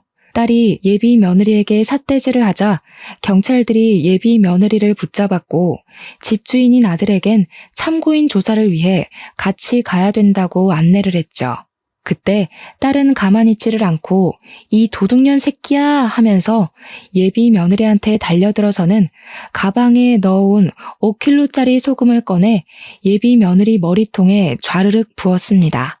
경찰에게 수갑이 채워진 예비 며느리는 손도 쓰지 못하고 소금 범벅이 된 채 비명만 질렀어요. 이년이 옛날 버릇 남 못 주고 또 도벽증 도졌네? 옛날엔 내 머리핀을 네 거라고 우기더니 이제 내 동생을 네 거라고 우길 참이니? 사람이 배보다 배꼽이 큰 짓을 하면 이런 꼴이 나는 거야. 네 주제를 알아야지. 밑에 네 삼촌이라는 원조교제 애인 잡혀있거든? 내 동생 물건 다 뱉어내고 쳐 울고 있으니까 가서 나란히 부둥켜 안고 질질 짜라. 딸이 예비 며느리의 이마를 퍽퍽 밀면서 말을 하자 예비 며느리가 딸을 죽일 듯이 노려보면서 괴성을 내질렀습니다. 예비 며느리한테서 저런 악에 바친 고함이 나오는 게 또 놀랍고 무섭더라고요. 원래 조용한 녀석들이 미치면 더 겁나잖아요. 예비 며느리는 더 이상 본성을 숨기지 않기로 한 건지 아니면 정말 화가 나고 분하면 내재되어 있던 저런 모습이 툭 튀어나오는 건지는 모르겠네요. 어쨌든 아들이 보는 앞인데도 더는 이미지 관리 없이 평소와는 이질적인 면모를 드러냈습니다. 나도 이깟 집안 진절머리 나서 결혼 같은 거 할 생각 없었어. 오빠 도장만 찾으면 나가려고 했다고. 아씨, 다 망했잖아. 아, 짜증나. 아, 이번엔 도장이었어? 나이가 먹으니까 스케일이 커졌다? 그럼 네 말은 내 동생한테 일부러 접근했다는 거네. 내 동생이 의사 됐다는 건 동네에 소문 퍼져서 이미 전해 들은 사실일 테고 나이 먹고 추하게 욕심만 날로 과해져서 어쩌냐? 그런 잔머리 굴릴 시간에 공부를 했으면 너도 의사 됐겠다 얘. 잘난 척 하지 마. 옛날부터 언니가 그런 식으로 거들먹거리는 게 재수없었어. 의사가 뭐 대수야? 그래봤자 나처럼 촌뜨기인 건 똑같은 처지면서. 이게 촌뜨기를 무시하네? 촌뜨기도 해내는 의사를 너는 못하고 도둑질만 해댔지 않아? 뭔 자신감으로 의사를 얕볼까? 촌뜨기 무시하려면 적어도 너처럼 상식 없이 손버릇 나쁜 애들한테나 해야 제대로 무시하는 거지. 어줍잖은 수준으로 우리 집안 무시하는 건 열등감밖에 안 된단다 이 도둑년아. 딸과 예비 며느리가 하는 대화에서는 예비 며느리의 인간성을 도드라지게 확인할 수 있는 증거 현장이나 다름없었습니다. 저희들 다 놀랐지만 무엇보다 아들이 심하게 충격먹은 것 같았어요. 바짝 경직되어선 믿을 수 없다는 얼굴로 예비 며느리만 바라보더라고요. 저는 그 모습을 보고 아들이 완벽하게 정신을 차렸으면 해서 좀 더 쐐기를 박아야 할 것 같았어요. 그래서 예비 며느리에게 다가가 그년 뒷주머니에 있는 전자담배를 꺼냈습니다. 우리 아들은 담배도 안 피우는데 명색의 아기 엄마라는 사람이 영 깡통이구나. 네 아들은 무슨 죄니? 도둑질하는데 이용하려고 애 낳았니? 동정심이 필요해서? 네 아들 네가 엉망으로 키우든 말든 우리 알 바 아닌데 내 아들까지 엉망으로 끌고 가는 건 나 못 본다. 어디 철딱서니 없이 도둑질이야? 가서 콩밥 처먹으면서 반성해. 저는 전자담배를 예비 며느리 입에 쑤셔 넣어주고 경찰에게 그만 가봐도 좋다고 했습니다. 아들은 참고인으로 같이 동행하면서도 내내 얼이 빠져 있었어요. 아들이 돌아올 때까지 우리 식구는 전부 아들 집에서 잠자코 기다렸는데 아들이 다 늦은 밤이 되어도 귀가를 안 하는 겁니다. 혹시라도 우리에게 실수한 것 때문에 자책을 심하게 해서 엉뚱한 생각이라도 할까봐 갑자기 무섭더라고요. 연락까지 안 되니까 점점 불안해져서 저는 바로 아들 찾아 나가보려고 자리를 박차고 일어났습니다. 남편이랑 딸도 불안했던 건 마찬가지였나 봐요. 다들 군말 않고 집을 나서려고 했습니다. 그런데 현관문을 여는 순간 내려가는 계단 쪽에서 웬 사람이 하나 앉아 있더라고요. 네, 제 아들이었습니다. 잠깐이나마 불안했던 마음을 쓸어내리면서 저는 급하게 어두운 곳에 홀로 있는 아들에게 향했어요. 아들은 울고 있었습니다. 죄송해요. 제가 용서받지 못할 짓을 저질렀어요. 아무리 돈에 미쳐도 엄마 아빠한테 그러면 안 되는 거였는데. 나 버려도 엄마 아빠 탓 안 할게. 이게 무슨 소리인가 하니 아들이 말하길 예비 며느리에게 끔뻑 넘어갔던 이유가 요양병원에 있다는 삼촌이 자기 개원하는 데 투자를 해준다고 해서 혹했다고 하는 겁니다. 그런데 경찰서에서 조사를 하다가 알아낸 건데 이미 삼촌이란 존재는 돌아가시고 없었대요. 그러니까 결국은 제 아들을 깨어내기 위한 예비 며느리의 큰 그림이었던 거죠.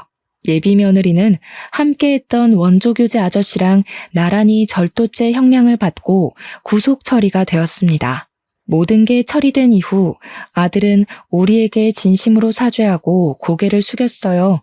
저희 식구는 아들의 잘잘못은 정확히 따져주었고 용서는 그 뒤에 받아주었습니다.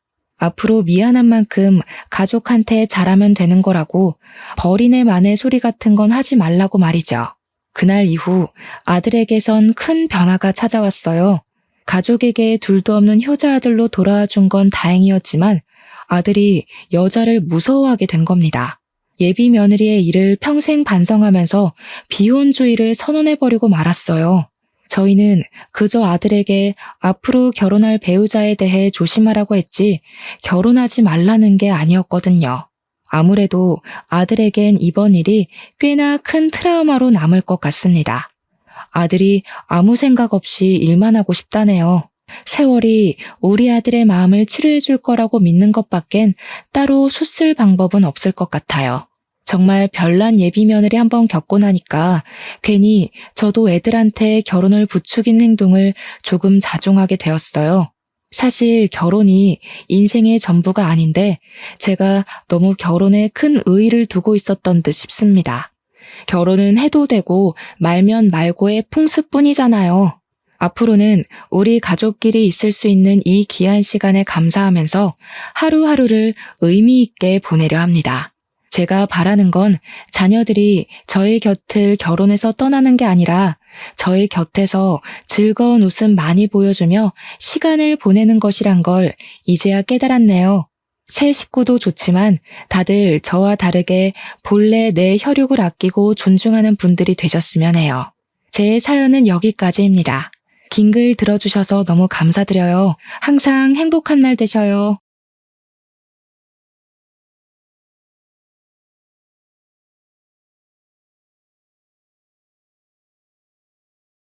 안녕하세요, 여러분. 어떤 말로 시작을 해야 할지 몰라서 일단 인사부터 드리고 시작하겠습니다. 제가 겪은 시집살이는 여러분께서 어떻게 생각하실지 모르겠지만 정말 지옥 같았고 2번 다시는 겪고 싶지 않은 일들이었답니다. 나름 시원한 복수를 하기도 했고 어딘가에 자랑을 하고 싶었지만 마땅히 제 이야기를 순수하게 즐기며 들어줄 사람들이 없어서 이곳에 이렇게 썰을 풀게 되었습니다. 오늘만큼은 제 이야기를 들어주시는 여러분들이 저의 절친이라는 생각을 해보면서 사연을 적고 소개를 해드리도록 하겠습니다. 처음에는 착한 며느리가 되고 싶어서 자중했지만 시간이 지날수록 점점 도가 지나치는 시댁을 보면서 변해버린 제 모습까지 여러분들께서 응원해주시면 고맙겠습니다. 지금의 저는 자존감을 되찾아 제 행복을 찾아 살아가고 있지만 지난 과거를 생각해보면 참 미련 곰탱이가 따로 없었던 것 같기도 합니다. 저처럼 시댁에서 벗어나지 못하는 수많은 며느리들을 위해 제 이야기를 바치며 이야기를 시작해보겠습니다. 저는 어릴 때 집안 사정이 매우 힘든 집안에서 태어나 남들 다 해보는 피아노 학원 한번 다녀보지 못하고 자랐습니다. 물론 부모님께서 제가 졸랐다면 허리띠를 질끈 묶고 저에게 피아노를 가르쳐 주셨겠지만 저는 어릴 때부터 눈치만큼은 기가 막히게 좋아서 부모님의 속을 썩이고 싶지 않았습니다. 저희 아버지께서는 대형 화물 트럭을 운전하시던 분이셨는데 지금이야 임금도 꽤 많이 오르고 노동력을 인정받아 벌이가 되는 걸로 알고 있습니다. 하지만 제가 어릴 때까지만 해도 화물 트럭을 운전하는 운전수들은 박봉에다가 일을 하루에 12시간 이상씩 해야 했으며 항상 집에서 쪽잠을 주무시고 출근을 해야 했습니다. 모든 가족들이 다 그렇게 힘들게 살았을 거라 예상합니다. 더군다나 보통은 본인 화물차를 끌고 다니기 때문에 차량 운행비가 절감이 되었지만 저희 아버지는 억대에 다다르는 차를 살 돈이 없으셨기 때문에 차량을 대여해서 화물 운전을 하셨고 차량 대여비 또한 만만치 않았습니다. 몇 번이고 어머니께서는 다른 일을 하길 권유하셨지만 아버지께서는 게으른 건지 아니면 용기가 없는 건지 지금의 생활을 정리하고 새로운 걸 하시길 거부하셨습니다. 아무튼 벌어오는 돈은 한정적이나 우리 식구가 먹고 입는데 쓰는 돈은 매번 달랐으므로 부모님께서는 어떻게든 절약해서 돈을 모으셨습니다. 그러던 어느 날 밤낮 없이 일을 하시던 저희 아버지께서 제 나이 18살에 쓰러지시게 되었습니다. 살림이 넉넉해지기 시작한 그 타이밍에 아버지께서 쓰러지신 바람에 집안은 순식간에 풍비박산이 나기 시작했습니다. 어머니께서는 아버지께서 쓰러지신 그 충격으로 우울증에 잠시 빠지셨으나 이내 극복을 하시고 아버지를 간병하시면서 가장자리를 지키며 집안을 돌보셨습니다. 일을 하랴 아버지 간호를 하랴 정말 정신없이 지내셨고 자연스럽게 저는 남동생을 챙기면서 공부보다는 아르바이트를 하며 생활비를 보태는 것에 집중을 더 하게 되었습니다. 아버지께서 의식이 없었기 때문에 들어가는 약값도 어마어마하게 비쌌고 어머니께서 혼자 벌어서 저와 남동생의 공부를 시키기에는 부담이 꽤 컸습니다. 제 동생이 꽤나 공부를 잘하는 학생이었기 때문에 저는 18살 때부터 동생의 뒷바라지를 위해 일을 시작하게 되었는데 패스트푸드점에서 일을 하고 있었습니다. 당시에는 인터넷 얼짱이니 그런 게 무척이나 유행을 하던 시기였는데 제가 일하던 패스트푸드점에서 미소천사를 뽑는 제도가 있었거든요. 제가 일을 한 이후로 매번 미소천사에 제가 선정이 되었고 패스트푸드점 계산대 옆에 제 사진이 걸리게 되었습니다.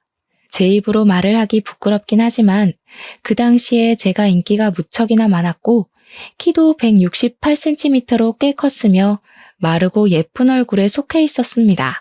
오죽하면 다른 카페들이나 음식점에서도 저를 아르바이트생으로 쓰고 싶다며 월급을 더 많이 주겠다고 공작이 들어오곤 했었습니다. 저를 좋아하던 학생들이 저를 보기 위해서 제가 아르바이트를 하는 가게에 온다는 게 사장님들 사이에서 소문이 날 정도였으니 어느 정도인지 예상이 가시나요? 제 입으로 말하기가 민망해서 그렇지 아직도 고등학교 때 친구들을 만나면 제 외모 이야기를 할 정도랍니다. 그런데 학생이 패스트푸드점에서 일을 해봐야 벌면 얼마나 벌겠습니까? 그러던 도중에 저에게 아주 솔깃한 제안이 하나 들어왔습니다. 바로 인터넷 쇼핑몰에서 들어온 제의였는데 쇼핑몰 모델 일을 하면 한 달에 월급을 200만 원씩 챙겨주겠다는 제안이었습니다. 패스트푸드점에서 일주일 내내 쉬는 날 없이 학교 끝나고 마감까지 일을 해도 한 달에 70만 원을 벌까 말까 하는데 월에 200만 원이면 정말 큰 돈 아니겠습니까? 솔직히 조금 이상한 곳은 아닐까 의심이 가기도 하고 걱정이 되었는데 진짜 유명한 쇼핑몰이었고 사장님께서 직접 저를 찾아와서 명함을 주셨습니다.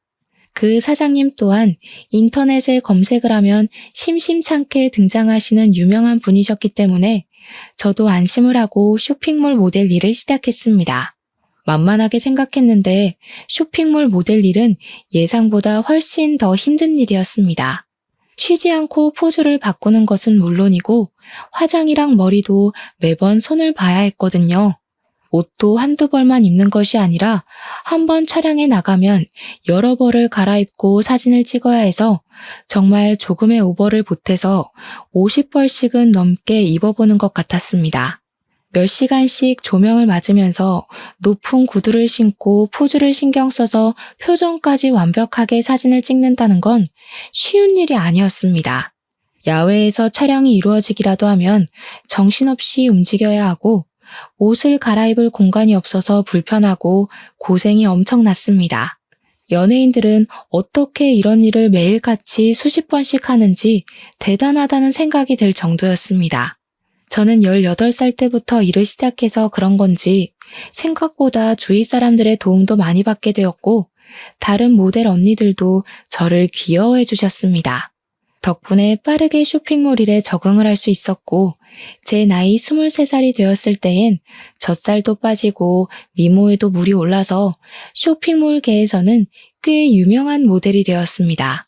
정말 제가 그때의 사진을 돌려보면 어떻게 이리 이쁠 수 있을까 싶을 정도로 제 외모가 완벽하게 피어올랐던 시기였습니다.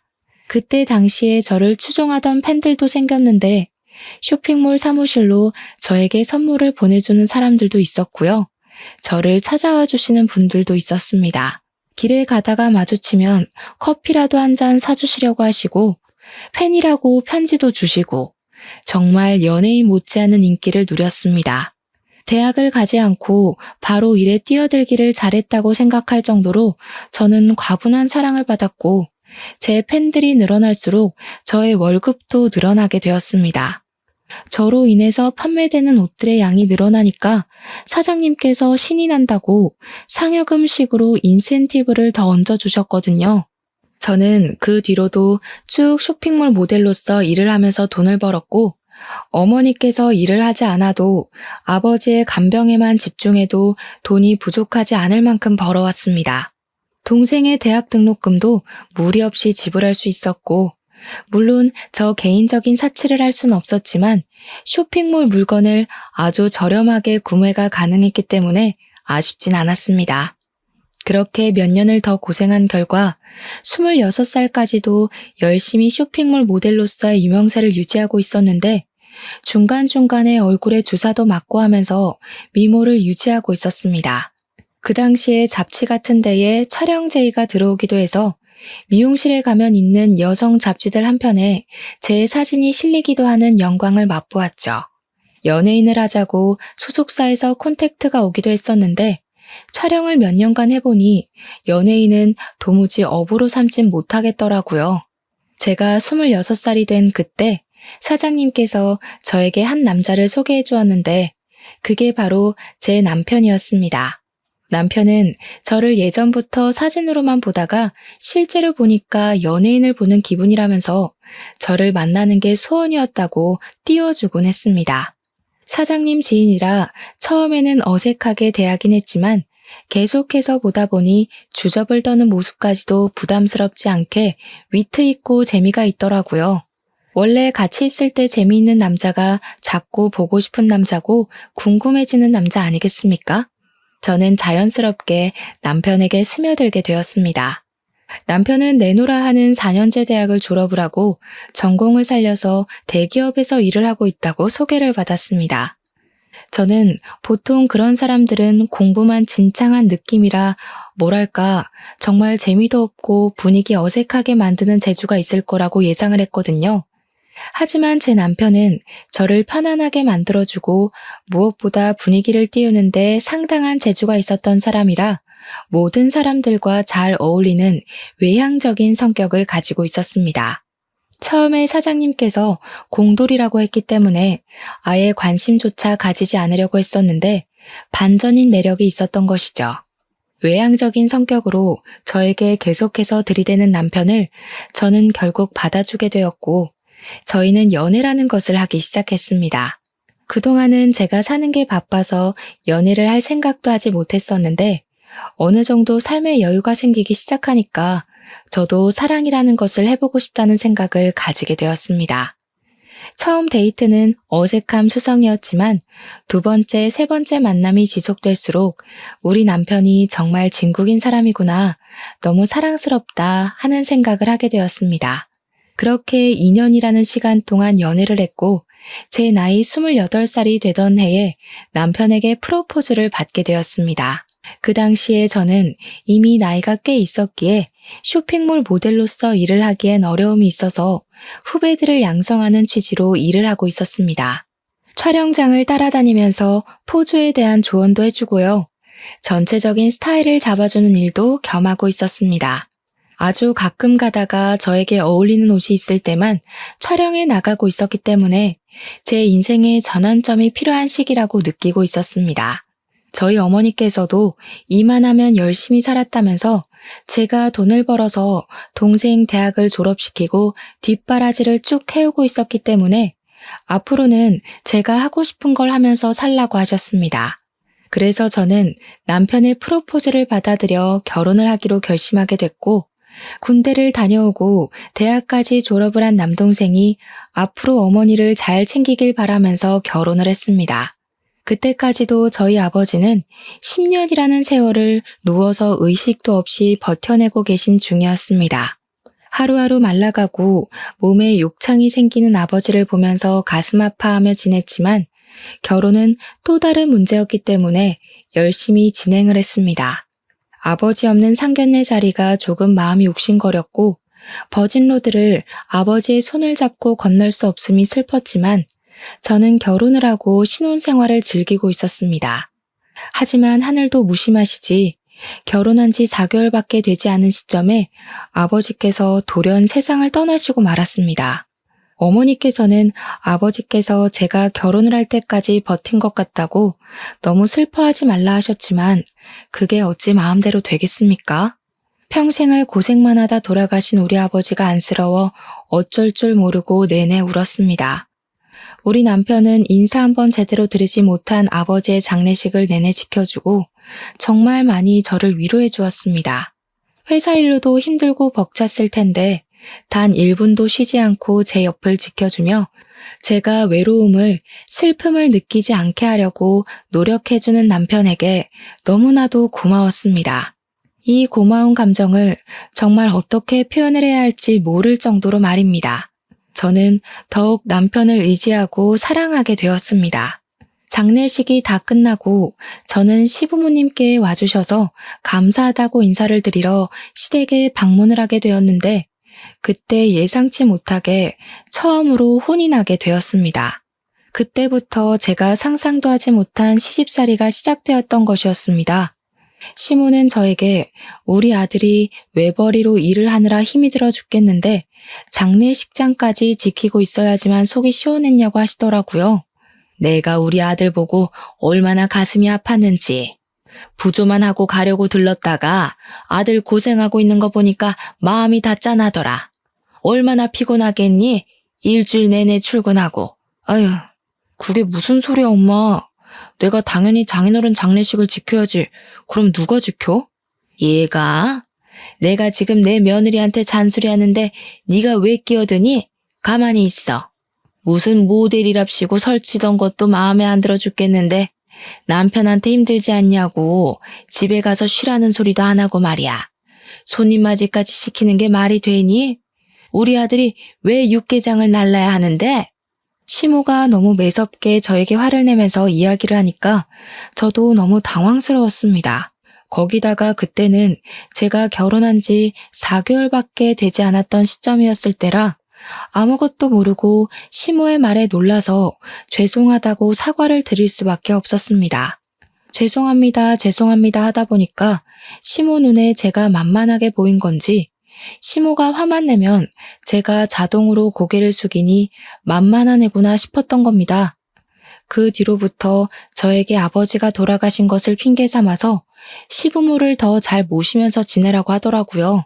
보통은 아버지가 안 계시니까 친정어머니를 잘 보살펴라 하는 말을 하지 않나요?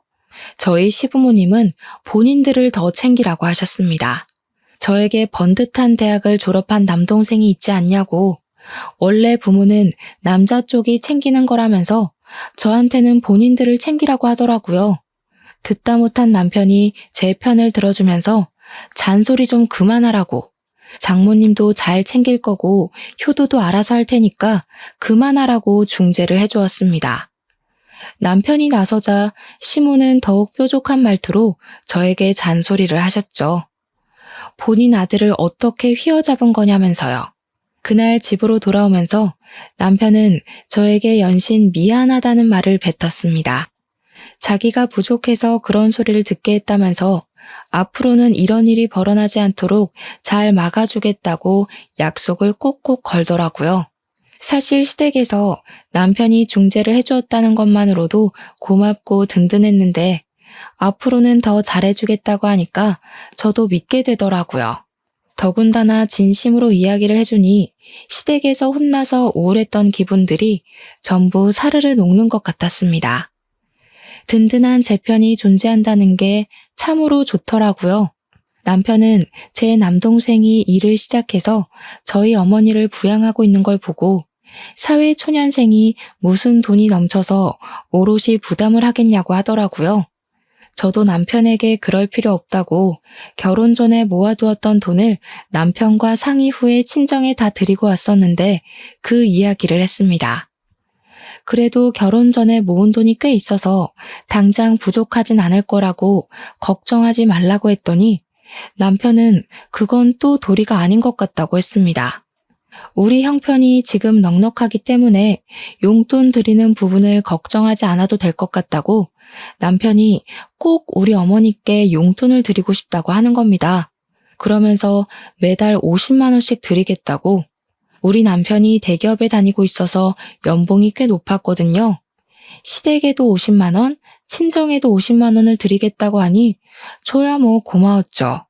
생활비 받아 쓰는 데엔 문제가 없었으니까요. 그렇게 우리 둘이 잘 정하고 상의까지 끝마쳤는데 이걸 시모가 어떻게 알았는지 저에게 전화가 와서는 소리를 대뜸 지르시더라고요. 너 지금 제정신이니? 우리 아들이 뼈 빠지게 고생해서 벌어온 돈을 왜 친정에 갖다 준다고 그래? 제가 주라고 한 게 아니라요. 그이가 양가에 용돈을 드리자고 한 건데요. 예, 그럼 말렸어야지. 그이가 어머님께도 드린다고 저희 친정에도 보내고 싶다고 한 거예요. 제가 공평하게 주자고 한 게 아니라요. 얘가 내 아들이니까 당연히 나한텐 줄 수 있지. 근데 너네 엄마는 아니잖아? 저는 어이가 없었습니다. 너네 엄마라는 호칭이 가당키나 한 말인가요? 어떻게 사돈어른도 아니고 너네 엄마라고 말을 할 수 있는지. 저희 친정어머니는 시모가 앞에 없어도 항상 안사돈 하면서 호칭을 꼬박꼬박 불러주시는데 그것도 제 앞에서 너네 엄마. 저는 시모에게 남편이랑 이야기를 해보시라고 남편에게 분명 용돈 안 드려도 된다고 했다.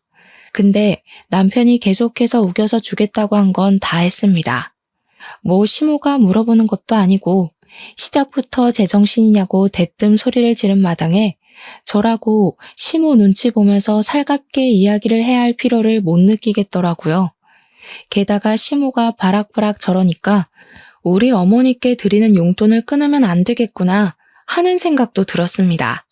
시모의 속을 뒤집어 놓을 수 있다면 뭐든 할 수 있겠다 싶었거든요. 아무튼 시모에게 한쪽 집에만 용돈을 드리는 건 경우가 없는 것 같다고 남편이 굳이 친정에도 주겠다고 해서 그러라고 한 거라 말을 했습니다. 그러자 시모가 갑자기 하면서 기가 차다는 듯 웃는 게 아니겠습니까? 너 지금 나한테 경우 없다고 말을 하는 거니? 저는 그런 말 한 적 없어요, 어머님. 경우가 없다며 경우가. 그 말이 그 말이지. 애가 고졸이라더니 못 배워서 그런 거니? 할 말 못할 말 구별을 못하네. 솔직히 네가 얼굴 빼고 볼 게 뭐가 있어? 그것도 뭐 죄다 성형수술한 거 아니니? 내가 살아온 연륜이 있어서 딱 보면 척아는데 너 얼굴 죄다 손본 거잖아.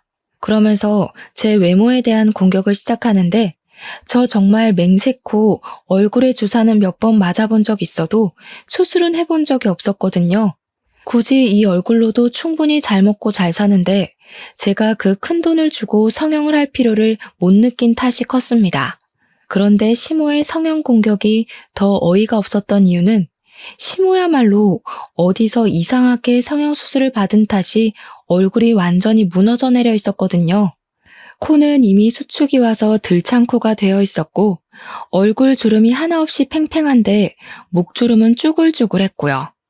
저 눈이 감기나 의심이 들 만큼 쌍꺼풀이 크게 잡혀 있었습니다. 살아온 연륜 때문에 아는 게 아니라 그냥 수술을 많이 해서 아는 게 아닌가 싶을 정도였습니다. 제가 아무 소리도 하지 않고 전화기만 들고 있었더니 저한테 찔려서 그러냐고 물어보시더라고요. 설마 남편은 제가 성형한 거 모르는 건 아니냐면서 설레발을 치셨습니다. 여우가 따로 없다면서 혀를 끌끌 차는데 기분이 팍 상해버렸죠. 어머님, 저 얼굴에 칼 안 댔어요.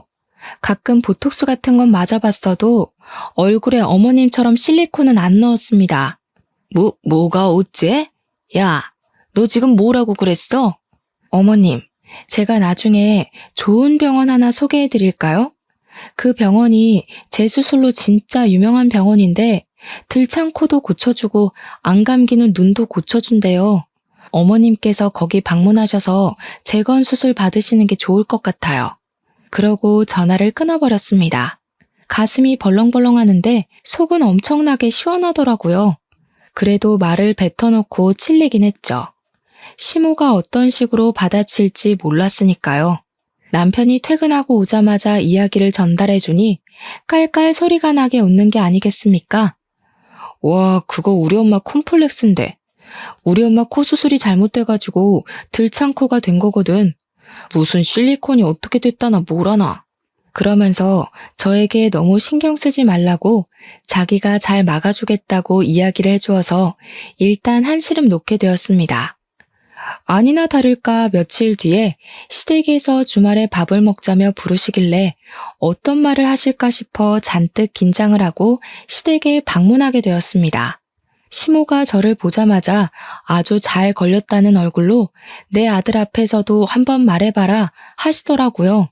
저는 무슨 말인지 모르겠다는 듯이 시모를 쳐다보니까 가증스러운 얼굴 하지 말고 전화에 대고 말했던 것처럼 한번 해보라고 하시대요. 내 얼굴이 뭐가 어쩌고 어째? 왜? 재수씨가 뭐라고 그랬는데? 아, 별말 아니던데? 엄마 코가 들창코잖아. 재수술 잘하는 좋은 병원 소개해준다고 그랬대. 남편이 먼저 선수를 치면서 아주버님에게 이야기를 하자 시모가 헐 대놓고 소리를 내더라고요. 아주버님은 눈치가 없는 건지 일부러 그러는 건지 그거 좋은 생각이네 하면서 식사를 하시는데 일단 악의적인 발언은 아닌지 별 생각 없어 보이는 얼굴로 말을 하더라고요. 시모는 아들 새끼들 키워봐야 하나도 소용이 없다면서 다른 사람도 아니고 며느리가 자기 얼굴을 가지고 놀리는데 어쩜 자기 편을 한 번 안 들어주냐고 통곡을 하셨습니다. 밥상머리에서 갑자기 통곡을 하시니 시부가 나와서는 뭐가 이리 소란스럽냐고 무슨 일이냐고 물어보셨습니다. 그러니 시모가 또 이간질을 하고 싶은 건지 저를 혼내고 싶은 건지 똑같은 소리를 하시더라고요. 며느리가 글쎄 나한테 돼지코라고 재수술을 하라면서 내 얼굴을 가지고 놀리지 뭐야? 엄마, 말은 바로 해야지. 그렇게 왜곡을 해서 말을 하면 어떡해? 코 수술하기 좋은 병원 소개해주겠다고 한 걸 무슨 그런 식으로 비약을 해. 또다시 시끌시끌해질 조짐이 보이자 시부가 남편과 시모의 말을 딱 잘라 차단해버렸습니다. 그러길래 당신이 욕심을 적당히 냈어야지. 며느라가 너도 앞으로는 조심해서 말을 하도록 하는 게 좋겠구나. 저는 알겠다고 공손하게 대답을 했고 시모는 이 집에 자기 편 들어주는 사람이 하나 없다면서 나가 죽어야지라는 마음에도 없는 소리를 하시더라고요. 시모가 계속해서 구시렁거리는데 남편이랑 아주버님은 무슨 다른 세상에 계신 것처럼 무시를 하시더라니까요.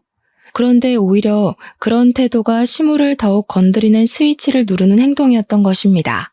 저를 계속 째려보면서 꼬투리를 잡을 생각만 하고 있는 시모에게 아주버님이 갑자기 그러시더라고요. 자기가 할 말이 있어서 가족들 다 불러 모은 건데 분위기가 이상하다고 하시면서 결혼하려고 한다는 게 아니겠습니까? 아무렇지 않게 폭탄을 던지셨습니다.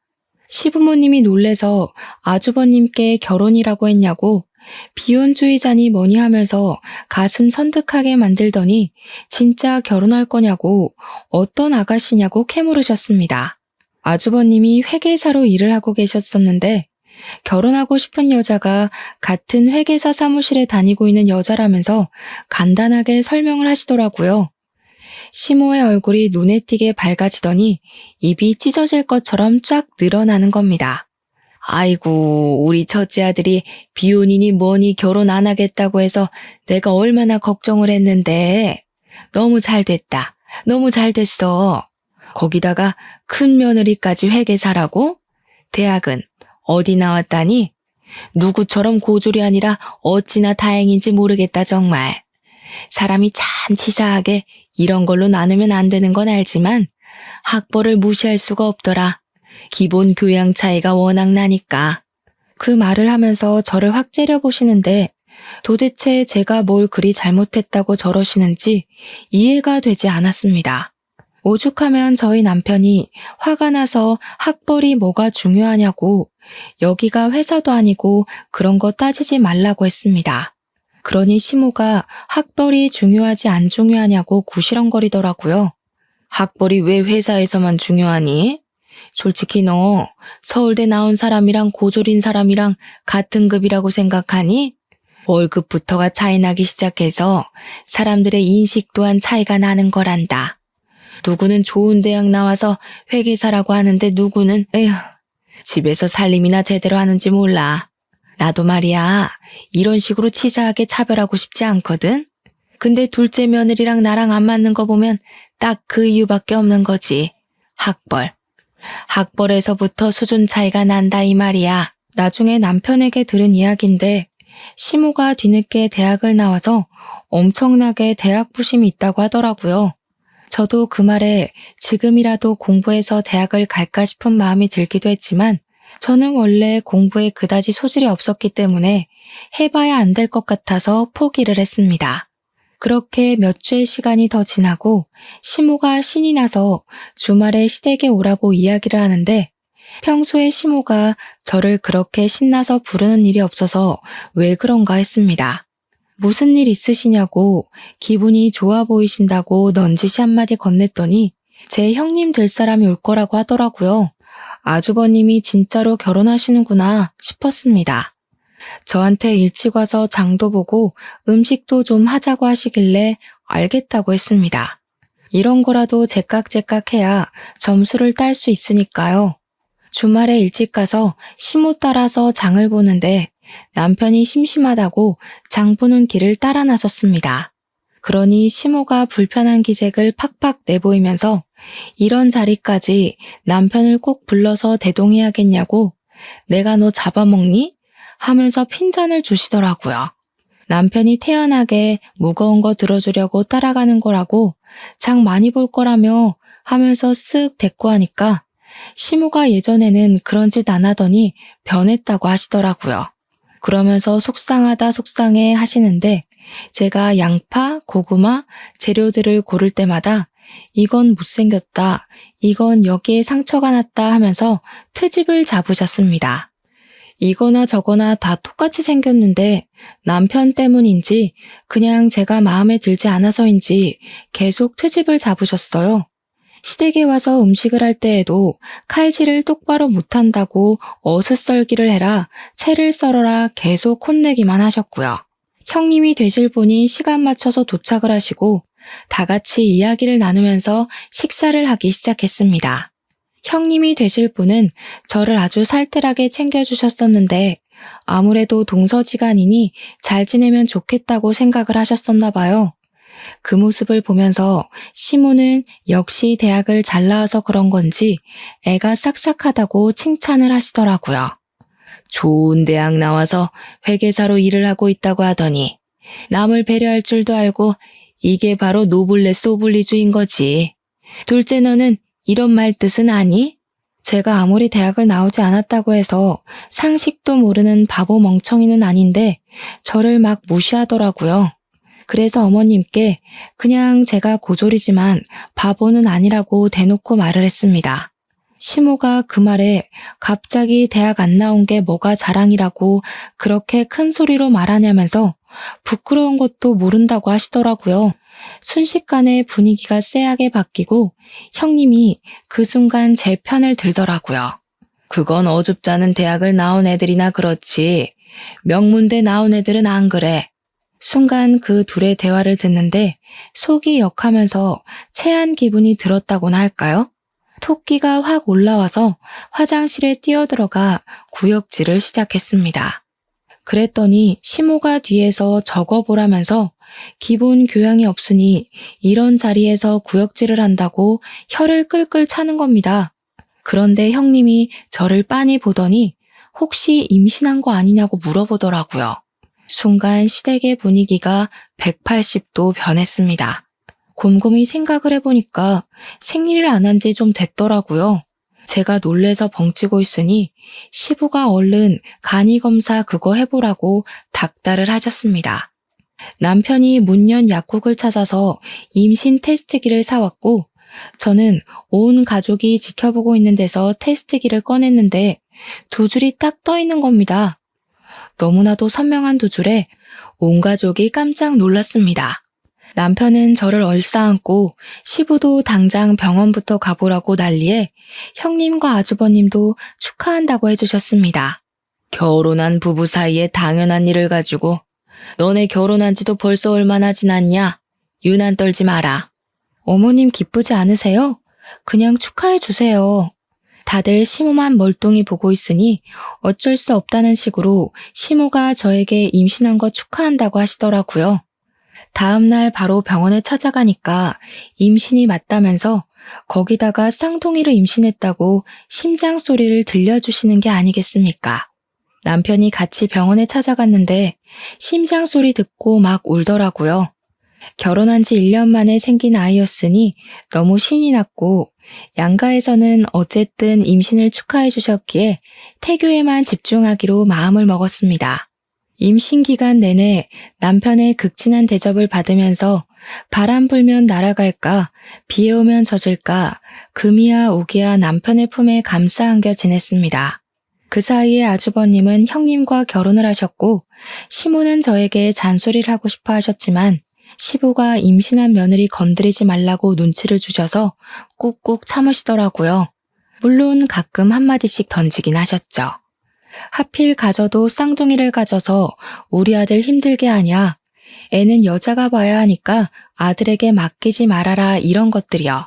뱃속의 쌍둥이는 일란성이었고 사이좋게 아들 하나 딸 하나였습니다.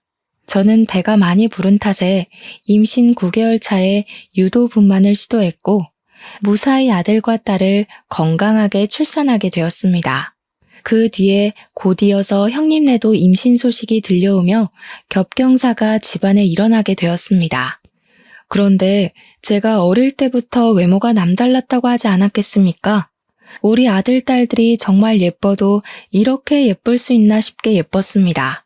병원에서도 조리원에서도 딱 봤을 때 예쁜 애들 찾으면 저희 아이일 정도였고요. 예쁘다고 소문이 자자한 아이가 바로 저희 아이들이었습니다. 하지만 육아의 강도는 예쁜 것과 전혀 관계가 없더라고요. 쌍둥이를 키우면서 얼마나 체력적인 소모가 컸는지 임신하면서 찐 살이 모조리 다 빠지고 말았습니다. 시터 이모님을 고용해서 아이들을 돌봤음에도 불구하고 정말 헬류가 하는 게 뭔지 알겠더라고요. 한 명이 울면 다른 한 명도 따라 울고 밥을 주거나 기저귀를 갈아주는 거나 진짜 죽을 만큼 힘든데 저희가 남편 왜 버리지 않겠습니까? 양가의 용돈을 드리면서 시터 이모님 월급까지 드려야 하니 경제적인 부담이 되기 시작했습니다. 남동생이랑 요즘 살림하기 힘들다 이야기를 하다가 남동생이 저에게 그러지 말고 아기들도 예쁘니까 애들 데리고 아이오 쇼핑몰을 해보라고 권유를 했습니다. 제가 원래 쇼핑몰 모델도 했고 그쪽에서 오랜 시간 일했으니 도매 쪽 일도 잘 알고 있었고요. 순간 훅 하는 마음이 들어서 남편을 붙잡고 이야기를 했는데 남편도 나쁘지 않은 것 같다면서 해보고 싶으면 해보라고 저를 응원해 주었습니다. 그래서 저는 남대문에 있는 아동복 상가를 돌아다니면서 옷을 구매했고 이제 돌이 된 아이들에게 입혀다가 사진을 찍었습니다. 쇼핑몰에서 일을 했던 경험이 있어서 그런지 사진도 꽤 잘 찍었고 보정도 조금 할 줄 알았거든요. 그리고 SNS에 사진을 올렸는데 제 팬이었던 사람들이 저를 어떻게 알고 찾아와서는 아기 낳았냐고 아기 옷 정보를 달라고 댓글을 달더라고요. 그래서 이때다 싶은 마음에 제가 이 아기 옷들을 팔아보려고 하는데 어떨 것 같냐고 은근히 팬들에게 물어보았더니 당장에 팔아달라고 사겠다고 손을 막 들더라고요. 바로 사이트를 오픈하기에는 실패의 두려움이 커서 SNS를 통해서 주문을 받은 만큼만 옷을 구매해 사람들에게 배송을 하기 시작했습니다. 처음에는 많이 알려지지도 않고 해서 2, 30만 원의 수익만 나던 것이 4개월쯤 지나니까 100만 원이 넘는 돈이 수익으로 남더라고요. 장사가 점점 잘 되기 시작하면서 현금 영수증이나 카드 결제를 요구하는 사람들이 늘어나서 저는 사업자를 냈습니다. 정식으로 사이트를 오픈하고 모델은 저희 아이들로 촬영을 시작했습니다. 장사도 잘 되고 좋았는데 배송 물건 포장하는데 시간이 너무 오래 걸리더라고요. 저랑 남편이랑 둘이서 하니까요. 주문까지는 어떻게 잘 넘어가겠는데 배송이 오래 걸려서 어머니께 부탁을 드리니 친정 어머니께서 아르바이트를 흔쾌히 해주셨습니다. 저는 시급으로 계산해서 어머니 용돈을 챙겨드리고 일도 점점 늘리게 되었습니다. 그러다가 배송 나가야 할 짐이 집에 두기 어려울 정도로 불어나서 사무실까지 오픈을 하게 되었습니다. 그 사이에 형님도 출산을 하셨고 제 사업은 점점 커졌습니다. 형님이 출산을 하셨으니 병원에 시댁 식구들이랑 찾아갔는데 제가 신생아 옷을 잔뜩 사갔거든요. 형님께 선물이라고 저희 사이트에서 판매하고 있는 옷이랑 아기 액세서리 같은 걸 잔뜩 드렸더니 너무 좋아하시더라고요. 그래, 너 무슨 옷 같은 걸 판다면서? 군뱅이도 구르는 재주가 있다더니. 어머님, 군뱅이라뇨. 제가 얼마나 버는 줄 아시고 그런 소리를 하세요? 저 이제 꽤 버는 사장님이에요. 예, 말이 되는 소리를 해라. 고졸이 사업체 운영해봐야 뭘 안다고 그리 잘하겠니? 어디 가서 사기 안 당하게 조심이나 해라. 내가 너한테 바랄 건 그것뿐이다. 제가 물론 사이트를 오픈했지만 SNS 홍보도 하고 협찬이나 광고 같은 것도 잘 들어오거든요. 한 달 전에 광고나 협찬까지 붙으면 진짜 1,000만 원은 우습게 버는 수준이란 말입니다. 동서, 쇼핑몰 진짜로 잘 되던데. 새 상품 올라오는 날에는 대기해서 구매해야 되던데. 나도 사려다가 실패했어. 옷 사고 싶은 거 있으면 품절되고 그러더라. 워낙 시조카들이 예쁘니까 더 잘 되는 것 같아. 엄마 닮아서 얼마나 예뻐. 엄마를 닮긴 뭘 닮아? 완전히 우리 아들 닮았지. 고슴도치도 아니고 무슨. 객관적으로 보나 주관적으로 보나 우리 마누라 닮았지. 그랬더니 시모가 자기 편 들어주는 사람이 한 명도 없다면서 완전히 삐져서 집으로 가셨습니다. 형님도 괜히 불편하셨는지 저한테 시모 말 신경 쓰지 말라고 하시길래 그냥 끄덕이고 몸조리 잘하시라고 전한 뒤 집으로 돌아왔습니다. 그 뒤로 몇 개월이라는 시간이 훌쩍 지났고 저는 쇼핑몰 운영을 활발히 하면서 지냈는데 아이들이 모델로 있다 보니까 가끔 길 가다 보면 알아보는 사람들이 나타나곤 했습니다. 시댁 식구들이랑 전부 해서 큰 쇼핑몰에 가서 구경도 하고 밥도 먹고 하고 있는데 어떤 아기 엄마가 저에게 다가오더라고요. 땡땡 쇼핑몰 아기들 맞죠? 어머 사장님, 저 예전에 사장님이 쇼핑몰 모델 하실 때부터 팬이었어요. 사진 한 장 찍으면 안 될까요? 제가 당연히 좋다고 사진도 찍고 막 이야기도 나누고 했는데 그 아기 엄마 이후로도 2명 정도가 저에게 말을 걸었습니다. 그랬더니 시모가 그제야 슬쩍 저에게 물어보시더라고요. 너 그 쇼핑몰 정말 잘 되냐? 네 어머님, 저 요즘 순이익이 1,000만 원 넘게 나와요. 1,000만 원이라는 말에 시모가 헉소리를 내더니 그 뒤로 이상하게 미묘하게 달라진 태도로 저를 대하시더라고요. 그 쇼핑몰에 간 날 제가 시조카들은 물론이고 아주버님 부부의 시부모님까지 옷이며 밥이며 싹 사드리고 남편 명품 벨트도 턱턱 사줬거든요. 제가 그만큼 돈을 벌어서 가족들에게 쓰니 시모도 뭐라 구박하기가 애매하셨던 거죠. 그날 이후로 몇 주의 시간이 지나가는 동안 저에게 잔소리 한 번은 안 하시더라고요. 제가 이때다 싶어서 시모에게 저랑 같이 커피 한 잔 마시러 가자고 연락을 했더니 시모가 쭈뼛쭈뼛하게 그럴까? 하시면서 따라 나서시는 겁니다. 예전에 봐뒀던 예쁜 카페에 시모를 모시고 갔더니 세상에 이렇게 예쁜 카페는 처음 본다면서 되게 좋아하시더라고요. 커피가 나오고 잠시 침묵이 흘렀는데 시모가 슬쩍 저에게 그러시더라고요. 네가 그리 돈을 많이 버는 줄 몰랐지 뭐냐. 그래서 이런 곳도 자주 오고 그러니? 예전 같으면 아들 돈 쓴다고 잔소리를 했을 텐데 이제는 그런 말도 안 하시더라고요. 어머님, 이런 데 나오시니까 좋죠? 이제 저 그만 미워하시고 저랑 좋은 데 많이 다녀요. 형님도 아기 조금 더 크면 셋이 같이 다니면 좋잖아요. 시모가 그제야 킁킁하시면서 목을 가다듬으시더라고요. 사실 첫 술에 배부른 걸 바라진 않았지만 제 진심이 시모에게 통해지기를 바랬죠. 시모가 그날 저녁에 집에 돌아가서 문자 메시지를 저에게 보내셨더라고요. 너한테 그런 능력이 있는 줄도 모르고 고졸이라 무시했던 거 미안하구나. 원래 아들 가진 엄마 마음이라는 게 다 그런 거다. 우리 아들이 세상에서 제일 잘난 줄 알아서 그런 거야. 사과 문자라고 하기엔 뭔가 썩 사과같이 느껴지진 않았지만 제가 더 얄궂게 구는 건 아니다 싶어서 앞으로 사이좋게 잘 지내고 싶다고 답장을 보냈습니다. 그 뒤로 우리 집이고 시댁이고 용돈 척척 드리고 조카들 잘 챙기니까 시모가 더 이상 저를 구박하는 일은 사라졌습니다. 형님은 아이 키우느라 일을 그만두셨는데 경력 단절에 대한 걱정을 하시길래 나중에 회계사 사무실 재취업 안 되면 저희 사무실 와서 회계 좀 봐달라고 부탁드렸죠. 저도 따로 세무사에게 일을 맡기고 있었으니까 형님이 도와주시면 딱이었거든요. 그래, 집안에 사업하는 사람 있으니까 이건 참 좋네. 시모가 너무 뜬금없는 타이밍에 제 칭찬을 하니 가족들 모두 어리둥절해서 시모를 쳐다보고는 웃었습니다. 시모도 겸연쩍어 하시면서 깔깔 웃으셨고요. 지금은 저희 아이들이 6살이 되어서 유치원에 다니고 있는 중입니다.